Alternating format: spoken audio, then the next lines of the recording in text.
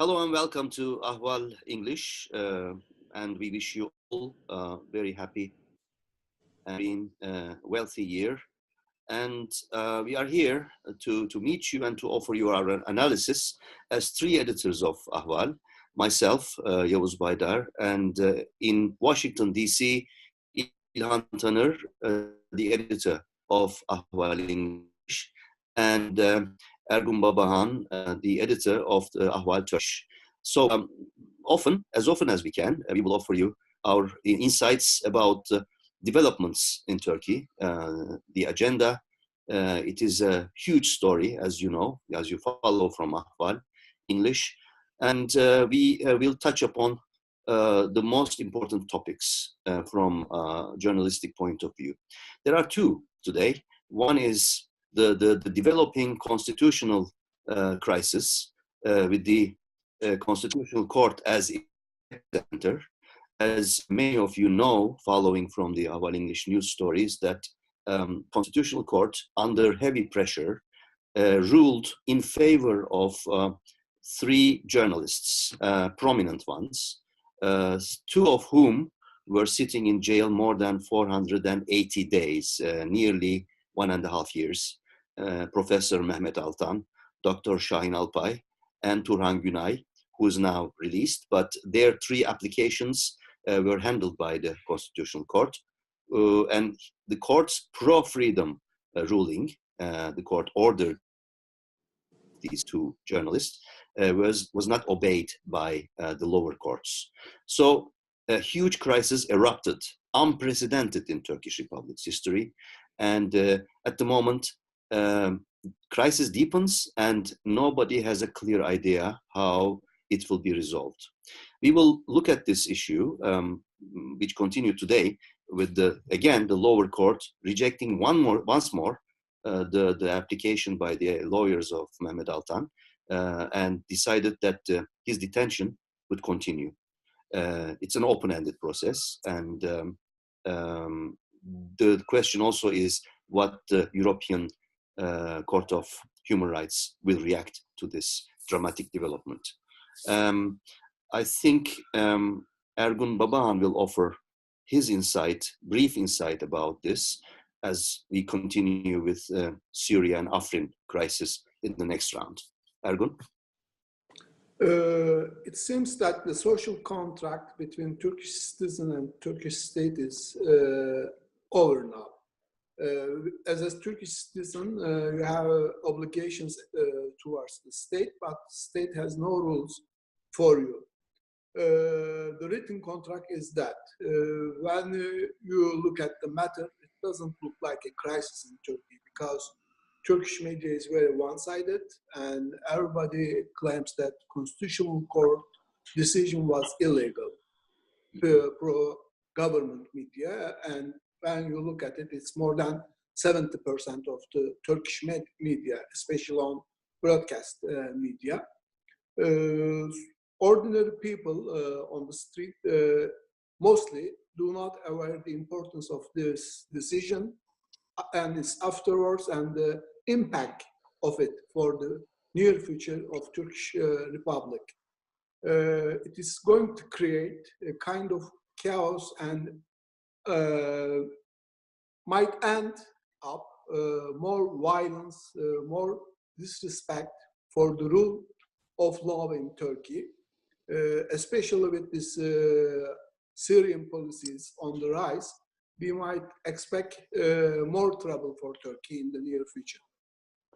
This chaos or clash between the lower courts disobeying the Constitutional Court means also that the total mistrust to the justice system in Turkey is now out in the open, and people will feel more and more, particularly those who disagree with the policies of Erdogan and AKP, that they are hostages, they are kept as hostages in prisons, like the Germans repeating that Deniz Yücel, a colleague of ours, is kept as a hostage for possible political bargains. Another dimension, of course, in Turkey's relations with the European justice system, as you know, Turkey has been one of the founding members of the Council of Europe, as part of the European Treaty of Human Rights and the court system is now in jeopardy.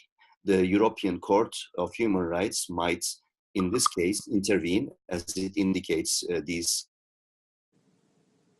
coming today from Torbjörn Jagland's office, Torbjörn Jagland being the chairman of the Council of Europe, saying that we have now this big crisis has landed with full power on our radar screen, which means that the European Court of Human Rights might or will even have to intervene and say to the Constitutional Court that you are more or less nullified, you have no more authority, you are disrespected.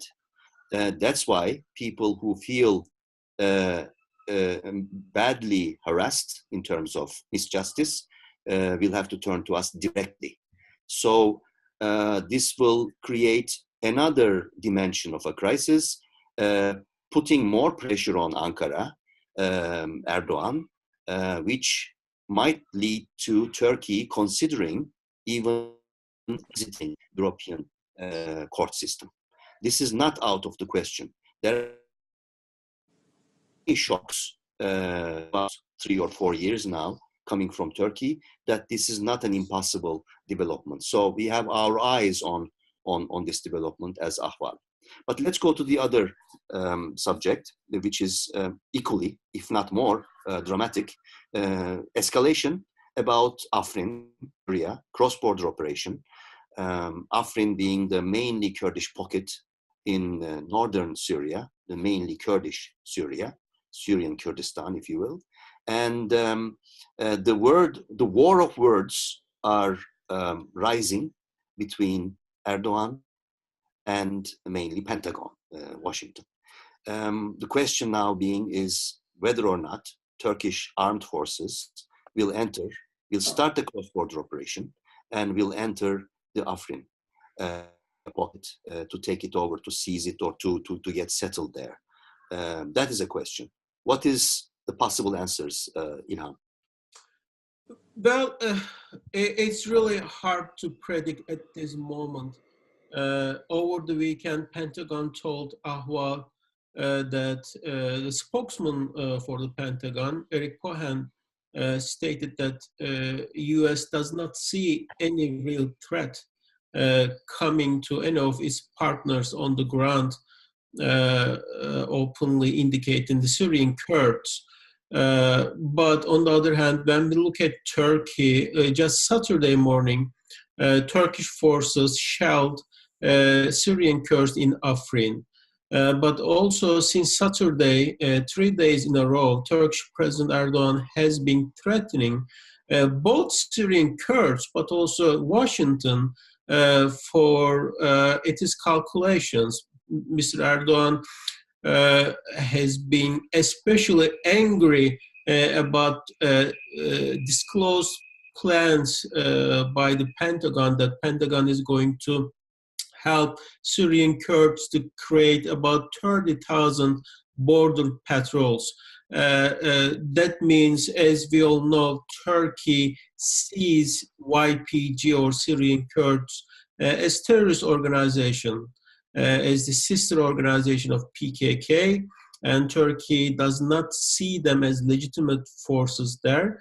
And President Erdogan is threatening to eliminate those forces. On the other hand, U.S. is positioned exactly opposite side of Turkey and promising that U.S. is going to create 30,000. So the situation is that it looks like U.S. is leaning to create 30,000 people whom can be considered as terrorists by Iran. And really nobody knows how this is going to end. President Erdogan says within a week, he stated on Saturday that Turkey in a week is going to crush the Syrian Kurds, the same Kurds that the US is supporting. And also there is one more angle that the Russian observers in Afrin and threatening to invade or attack Afrin also puts Russians on the other side. As we all know, Afrin airspace is protected by Russians. So this week, I think, is going to be very, very interesting and lots of tension. And we'll see first reactions, I think, tomorrow from both Pentagon and State Department, how the U.S. is seeing developing situation on the ground in northern Syria. Ergun, will this development bring USA and Russia head to head against each other? And how would Moscow react? What is your brief take about this? It depends how the Kurds are going to react and attack against Afrin. If they keep the fighting only in Afrin, Americans will be very happy because the Russian control part of Syria will be in chaos, and Russians' plans for the near future will be in danger. They might need to bring more military support into the region instead of taking their people out of Syria or reducing them. So it's a good opportunity for the Americans, a war limited to Afrin. But the threat to American policies is that maybe Kurds are going to try to hold out war with Turkey from Syria and bring the war into Turkey. Then it might bring a big chaotic developments for the region. So it's not good for neither the United States nor Russia. It's a big problem for the big powers. Okay, that's our roundup, folks. Please follow Ahval English. Until next time. Thank you.